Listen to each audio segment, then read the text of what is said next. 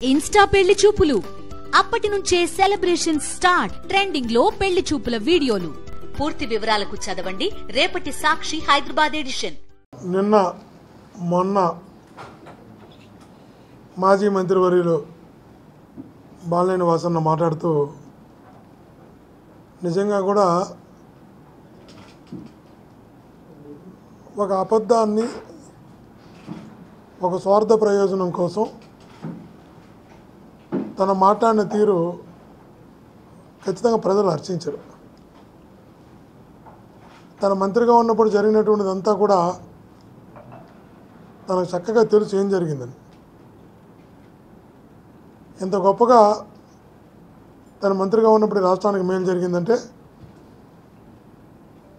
విద్యుత్ చరిత్రలోనే ఒక చారిత్రకమైన ఒప్పందం జరిగింది. అది కూడా సెకీతో విద్యుత్ కొనుగోలు ఒప్పందం ఒక విద్యుత్ చరిత్రలో చారిత్రకమైన ఒప్పందం. సంవత్సరానికి 3,700 కోట్ల రూపాయల ఆదాయం ఇస్తూ 25 ఏళ్లకు 1,00,000 కోటి రాష్ట్రానికి ఆదాయం వచ్చేలాగా జరిగినటువంటి ఒప్పందం. చంద్రబాబు నాయుడు గారు ముఖ్యమంత్రిగా ఉన్నప్పుడు జరిగినటువంటి ఒప్పందంతో పోలిస్తే ఈపీపీఏలో 50% కన్నా తక్కువతో ఒప్పందం జరిగింది. ఆ రోజు ₹4.50 ఆ రోజు ఒప్పందం జరిగితే అది ఇంటర్ స్టేట్ ట్రాన్స్మిషన్తో కలిపి. ఈరోజు అదే ఈయన మంత్రిగా ఉన్నప్పుడు జగనన్న ముఖ్యమంత్రిగా ₹2.48. అప్పుడు ఇంటర్ స్టేట్ ట్రాన్స్మిషన్ ఏదైతే ఉందో ₹4.5 చంద్రబాబు గారు ముఖ్యమంత్రిగా ఉన్నప్పుడు చేసిన కొనుగోలుకి అదనంగా ఇంటర్ స్టేట్ ట్రాన్స్మిషన్ ఉండేది. ₹2.49 తను మంత్రిగా జగనన్న ముఖ్యమంత్రిగా జరిగిన ఒప్పందం 50% కన్నా తక్కువ, ఇన్క్లూడింగ్ ఇంటర్ స్టేట్ ట్రాన్స్మిషన్తో కలిపి. అంటే ఇంత మంచిగా జరిగిన ఒప్పందాన్ని మంచి అని చెప్పుకోలేని దీన స్థితిలో ఈరోజు ఆ కూటమి ప్రభుత్వంలో వాసన్న ఉండడం నిజంగా కూడా బాధాకరం. మేము ఎవ్వరం కూడా వాసన్న వాళ్ళకి దగ్గర అవ్వడం కోసం, వాళ్ళని మెప్పు పొందడం కోసం, వాళ్ళని మెప్పించడం కోసం, వాళ్ళకి దగ్గర ఏదో ఒక రకంగా రాజకీయంగా ఎదగడం కోసం ఈ స్థాయికి దిగజారుతాడని మేము కళ్ళలో కూడా అనుకోవాలి.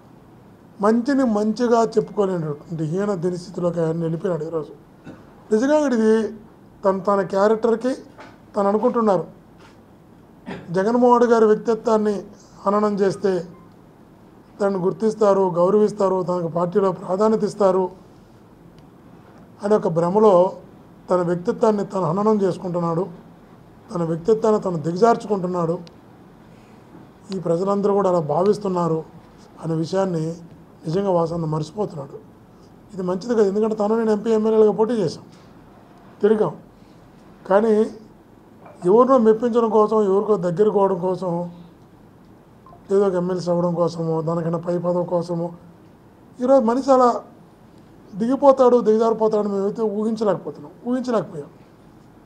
ఎవరు అంటున్నారు సార్ తన భ్రమలో ఉన్నాడు, పాపం ఆ ఎమ్మెల్సీ పదవి కూడా 9 కోట్లు ఎంత ఇచ్చి కొనుక్కునే పరిస్థితిలో ఉన్నాడు తన పాపం. అక్కడ తనకి ఆడు ఫ్రీగా కూడా ఇవ్వడం లేదు అంటుంటే ఆశ్చర్యం వేస్తుంది. మీరు మంత్రిగా ₹2.49 ఇంటర్ స్టేట్ ట్రాన్స్మిషన్తో కలిసి ఒక బ్రహ్మాండమైన ఒప్పందం జరిగి సంవత్సరానికి 3,700 కోట్ల రూపాయలు రాష్ట్రానికి ఆదాయం రావడం, నాణ్యమైన విద్యుత్తు, పగటిపూట విద్యుత్తు ఇచ్చేలాగా ఒక ఒప్పందం కుదిరితే నా పేరులో ఇంత మంచి ఒప్పందం జరిగిందని చెప్పాల్సింది పోయి అర్ధరాత్రుల్లో నా చేత సంతకాలు పెట్టించాలంటే నేను సంతకం పెట్టలేదు, సంబంధం లేకుండా క్యాబినెట్ అప్రూవ్ చేశారంటున్నారు. మీ ద్వారా అడుగుతున్నా వాసన్న ఒకటే చెప్పినాం. 2021 సెప్టెంబర్ 10 మనకి సెక్యూ నుంచి ఒక లెటర్ వచ్చింది ప్రభుత్వానికి. ఆ మరుసటి రోజే క్యాబినెట్ ఉంది. ఆ లెటర్ వచ్చిన తర్వాత ఆ లెటర్లో వారు ఇన్ ప్రిన్సిపల్గా దాన్ని అప్రూవ్ చేస్తూ క్యాబినెట్కి తీసుకొచ్చారు. అందులో కూడా మీరు సంతకం పెట్టారు. ఇన్ ప్రిన్సిపల్గా సెప్టెంబర్ 10 2021 వచ్చిన లెటర్లో, ఇన్ ప్రిన్సిపల్గా వచ్చిన లెటర్లో కూడా సెక్యూ అంటే ఇది కేంద్ర ప్రభుత్వ తరపున వచ్చినటువంటి సంస్థది.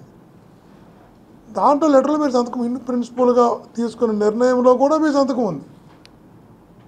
ఆ రోజుకి ఆ రోజు అప్రూవ్ కావాలి క్యాబినెట్లో. మళ్ళీ దానిపైన కమిటీ వేశారు ఎనర్జీ సెక్రటరీతో. ఎనర్జీ సెక్రటరీతో కమిటీ వేసిన తర్వాత నెల రోజుల తర్వాత మళ్ళా క్యాబినెట్కి వచ్చింది. అందులో కూడా మీరు సంతకం పెట్టారు. ఇన్ని ప్రిన్సిపల్గా వచ్చిన లెటర్లో సంతకం పెట్టారు.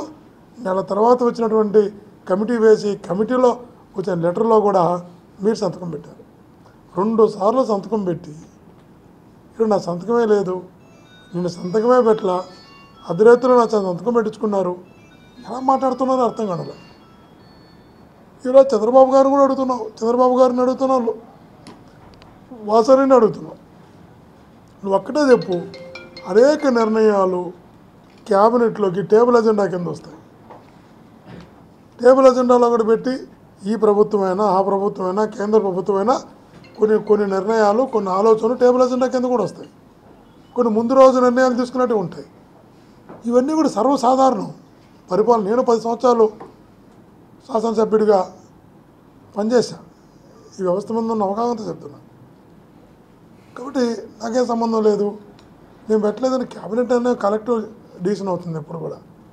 సరే ముందు రోజు చర్చించుకోవడము సేమ్ డే చర్చించడము ఇవన్నీ సర్వసాధారణంగా జరుగుతున్న అంశాలే. కానీ ఈ పర్టికులర్ ఇష్యూలో మీరు ప్రిన్సిపల్గా తీసుకున్న నిర్ణయంలో సంతకం పెట్టారు. 1 నెల తర్వాత పెట్టిన క్యాబినెట్ దాంట్లో కూడా మీరు సంతకం పెట్టారు. కానీ నాకు తెలియకుండా జరిగిందని చెప్పి ఇట్లాంటి సందర్భంలో కావాలని నువ్వు ఏ కుటుంబం వల్ల అయితే పైకి వచ్చావో, ఏ కుటుంబం అయితే నేను పైకి తీసుకురావడానికి బ్యాక్బోన్గా నిలిచిందో ఆ కుటుంబాన్ని ఇబ్బంది పెట్టడానికి, వ్యక్తిత్వాన్ని హననం చేయడానికి ప్రయత్నం చేయడం అన్నది నాకు తెలిసి మీ క్యారెక్టర్ మీరు దిగజార్చుకుంటానన్న విషయాన్ని మటుకు ఆయన ముందు గుర్తుంచుకోవాలి. వాసన అంటున్నాడు స్వేచ్ఛ ఎక్కడుంది, నాకు స్వేచ్ఛ లేదు అనుకోండి. ఒక్కటే మాట్లాడుతున్నావు వాసనని. జగనన్న ప్రభుత్వంలో మీకున్న స్వేచ్ఛ నిజంగా కూడా చాలా తక్కువ మంది కూడా ఉంటుంది. ఇప్పుడు ఒకసారి ఆ రోజు ఈనాడు జ్యోతి పేపర్లను రాశారనుకుంటా, నాకు గుర్తున్న వరకు ఇతర పార్టీ నాయకులతో కలిసి స్పెషల్ ఫ్లైట్లో విదేశాలకు వెళ్ళారు అని. అంటే విదేశాలకి స్పెషల్ ఫ్లైట్లో ఇతర పార్టీలతో కలిసి వెళ్ళగలిగేంత స్వేచ్ఛ కూటమి ప్రభుత్వం నీకు ఉంటుందా అని అడుగుతున్నాను. అసలు స్పెషల్ ఫ్లైట్లో విదేశాలకు వెళ్ళడం కాదు, ఇతర పార్టీలతో మాట్లాడడానికి కూడా మీకు స్వేచ్ఛ ఉండదు. ఇక్కడ మీకు పోయిన తర్వాత అర్థమవుతుంది పుట్టిల్లు ఎంత గొప్పదో అని, ఎంత గొప్పగా చూసుకున్నదో, ఎంత స్వేచ్ఛ ఉన్నదో, ఎంత గౌరవంగా చూసుకున్నదో మీకు ఇప్పుడు కాదు, కాలం గడిచే కొందికి చాలా అర్థమవుతుంది. కాబట్టి వాసన ఒకటే చెప్తున్నాం, ఎవరినో సాటిస్ఫై చేసి ఏదో ఎదగాలని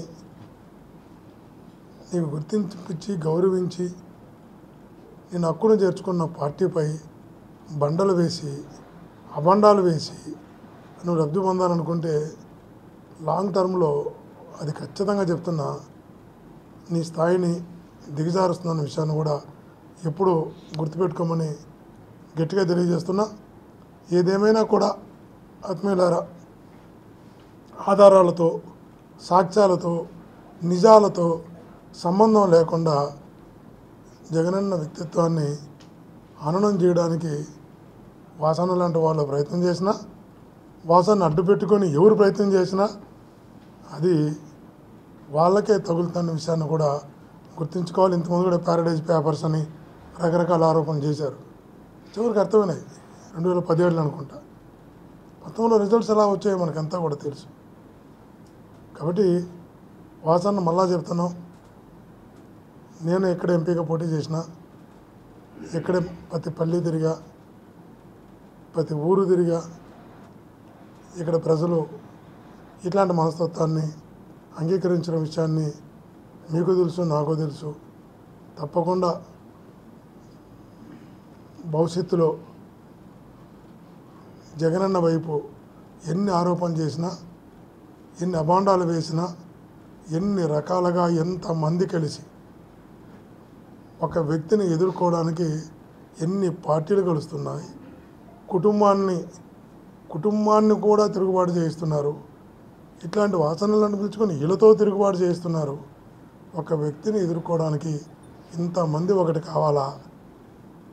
ఇంతమంది కలిసి ఒక వ్యక్తి యొక్క క్యారెక్టర్ని మీరు అసెస్ చేయాలనుకుంటే ప్రజలు తన వైపు నిలవరా?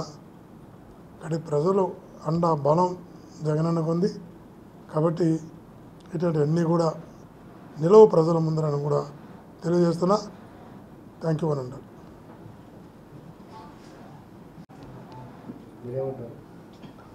చంద్రబాబు గారి అపాయింట్మెంట్ వాసనకి ఇవ్వలేదని కానీ ఇంకో అపాయింట్మెంట్ కోసం ఏమైనా మాట్లాడినాడేమో. చెప్పింది నిజమైతే అపాయింట్మెంట్ కోసం కూడా మాట్లాడే స్థాయికి వాసన అపాయింట్మెంట్ తీసుకోవడం కోసం కూడా విమర్శిస్తే అపాయింట్మెంట్ వస్తున్న పరిస్థితికి వాసన దిగజారిపోతాడని నేనైతే కళ్ళలో కూడా అనుకోలే. మేమైతే ఒకటి చెప్తున్నాం మా కార్యకర్తలకు, ఇక్కడ మా నాయకులకు, నన్ను జగనన్న ఇక్కడ పంపిన తర్వాత కష్టమైన నష్టమైన ప్రతి కార్యకర్తకు ప్రతి నాయకుడికి అండగా ఉంటాం. ఎన్ని రకాల మా కార్యకర్తలను ఇబ్బంది పెట్టాలనుకున్నా, మా నాయకులను ఇబ్బంది పెట్టాలనుకున్నా, వాళ్ళకి ఏ రకంగా మీరు దెబ్బకొట్టే ప్రయత్నాలు చేసినా వాళ్ళందరికీ బ్యాక్బోన్గా అండగా గట్టిగా నిలబడతాం. ఒంగోలుకి సంబంధించి ప్రతి నాయకునికి ప్రతి కార్యకర్తకి గట్టిగా అండగా నిలుస్తామని తెలియజేస్తాం.